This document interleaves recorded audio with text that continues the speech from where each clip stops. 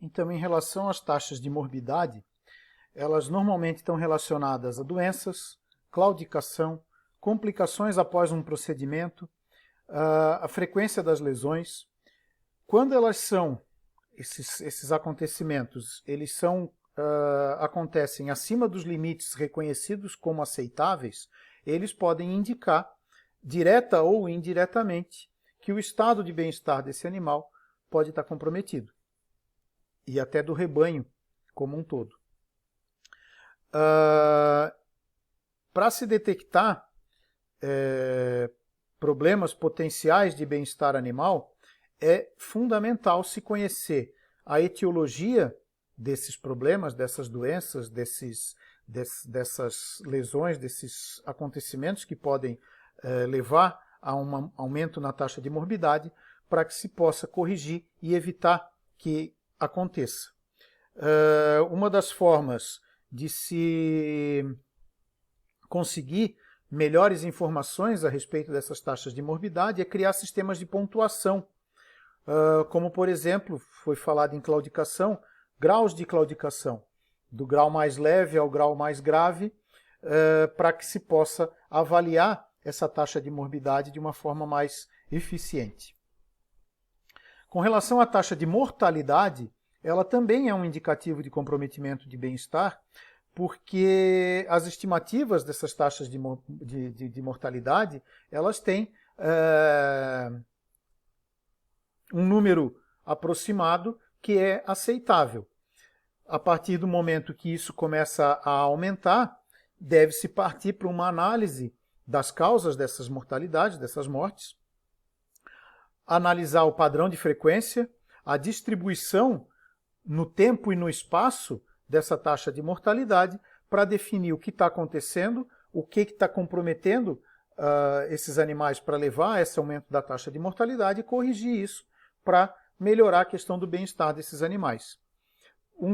Uma das análises que é importante ser feita nesses casos é a necrópsia desses animais, né? O exame pós-mortem, para determinar essas causas de morte.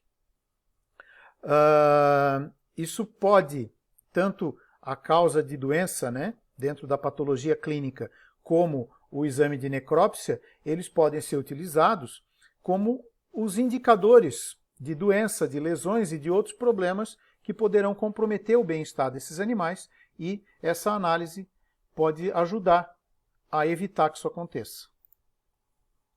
Alterações no peso e condição corporal também são indicativos de que o bem-estar pode estar comprometido. Ganho de peso em animais em crescimento, ele pode ser um indicador de saúde e bem-estar. Porém, a perda de peso significativa ou uma má condição corporal nesses animais vai indicar que o bem-estar desses animais pode estar comprometido, tanto em animais jovens como em animais adultos. A eficiência reprodutiva também é um aspecto que pode ser analisado para se determinar o bem-estar desses animais. Um baixo desempenho reprodutivo pode indicar problemas de bem-estar. Exemplos de taxas de baixo desempenho reprodutivo. Anestro, que é a ausência de cio, ou um intervalo após parto prolongado, né, um intervalo de anestro prolongado no pós-parto, baixas taxas de concepção, altas taxas de aborto e de distocia são indicativos de baixa eficiência reprodutiva que normalmente estão relacionados a bem-estar comprometido. O aspecto físico do animal também é um indicador de saúde, consequentemente um indicador de bem-estar. Os atributos do aspecto físico que podem levar a uma indicação do bem-estar comprometido incluem a presença de ectoparasitas, alteração na cor ou na textura da pelagem desses animais, excesso de sujeira com excrementos, com lama, também indicam um comprometimento do bem-estar. Desidratação e emagrecimento também são avaliações do aspecto físico que indicam comprometimento de bem-estar. E, finalmente, as respostas ao manejo. Tá? É claro que o manejo incorreto pode resultar em medo e sofrimento, estresse, consequentemente, comprometimento de bem-estar. Existem vários indicadores para se conseguir avaliar se as respostas ao manejo estão induzindo a pensar em comprometimento de bem-estar. A gente lista as principais aqui. Velocidade desses animais na saída da manga do curral em direção ao brete de contenção. É um indicador, né? Se o animal está indo muito rápido ou está indo muito devagar, é indicador de que tem alteração em relação ao manejo. O comportamento desses animais na manga ou no brete de contenção, animais inquietos dentro desses espaços, pode indicar comprometimento de bem-estar. A porcentagem de animais que escorregam ou caem, geralmente esses animais eles vão escorregar ou vão cair porque eles estão com pressa, eles estão assustados, eles estão com medo de alguma coisa. A quantidade de animais que tem que ser deslocados com um aguilhão elétrico ou com uma vara, alguma coisa que tem que ser cutucado para se deslocar. A porcentagem de animais que se ferem em cercas ou em portões. Porcentagem de animais que se ferem durante o manejo, né? Ferimento em chifre, pernas quebradas, lacerações, tudo isso é indicativo de comprometimento de bem-estar através das respostas ao manejo. Além disso, a vocalização desses animais durante a contenção. Quanto mais esse animal vocaliza, mais estressado ele indica que ele está. Então, está havendo alguma alteração em relação ao manejo que não está sendo bem feito e que está comprometendo o bem-estar desses animais. Por último, agora sim, as complicações devido a procedimentos de rotina do manejo. Procedimentos, sejam eles cirúrgicos ou não, eles são comumente realizados nos animais, no gado de corte, para melhorar desempenho, para facilitar manejo, até para melhorar o bem-estar desses animais, muitas vezes se faz algum desses procedimentos. E também com relação à segurança humana, né? Descorna, marcação desses animais, uma série de outros procedimentos, a castração, que podem trazer complicações. E essas complicações elas vão ser indicativo de um comprometimento de bem-estar. Os indicadores principais são a infecção ou o inchaço após o procedimento, o processo inflamatório no local desse procedimento, né, da descorna, da castração ou de qualquer outro procedimento. A presença de miíase, que é a popular bicheira, também indica que teve um comprometimento no cuidado sanitário nesses procedimentos, né, no pós-operatório desses animais. E taxa de mortalidade, animais que morrem em complicações desses procedimentos. Isso indica que o procedimento não foi bem executado ou que o pós-operatório não foi bem realizado, certo? Agora nós vamos passar a falar a respeito do bem-estar de bovinos de leite, que tem uma característica em muitas coisas bastante diferente em relação ao bem-estar dos bovinos de corte, porque o manejo desses animais difere grandemente em vários aspectos. Então, a gente tem aqui as vacas, quando elas estão em boas condições de bem-estar, elas produzem mais leite, elas normalmente apresentam índices reprodutivos melhores, elas têm menos problemas de saúde, elas acabam ficando mais tempo no rebanho, a longevidade delas, a vida produtiva delas acaba sendo maior.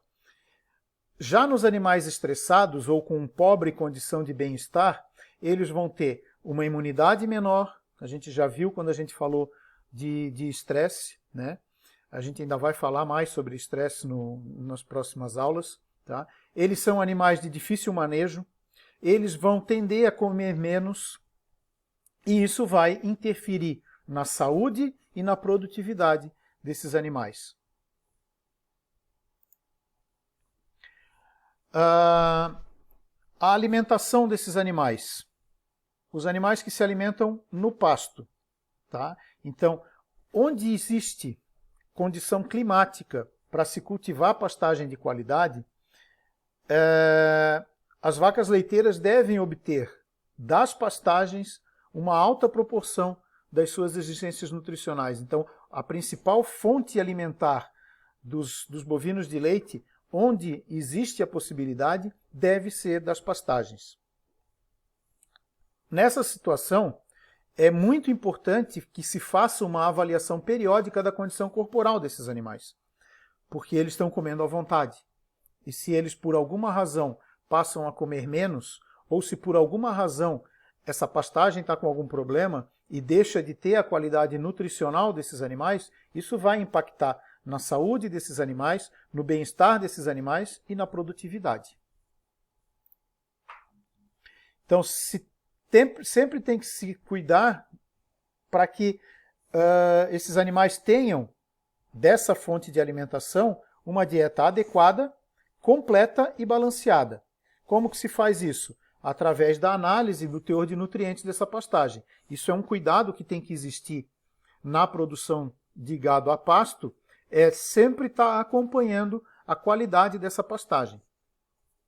Quando a qualidade do pasto é insatisfatória, através dessas análises, pode-se fazer a suplementação com forragem ou com ração concentrada de qualidade para compensar o que está faltando nessa pastagem ou tentar, de alguma forma, melhorar a condição dessa pastagem para que esses animais possam tirar dali a sua nutrição completa.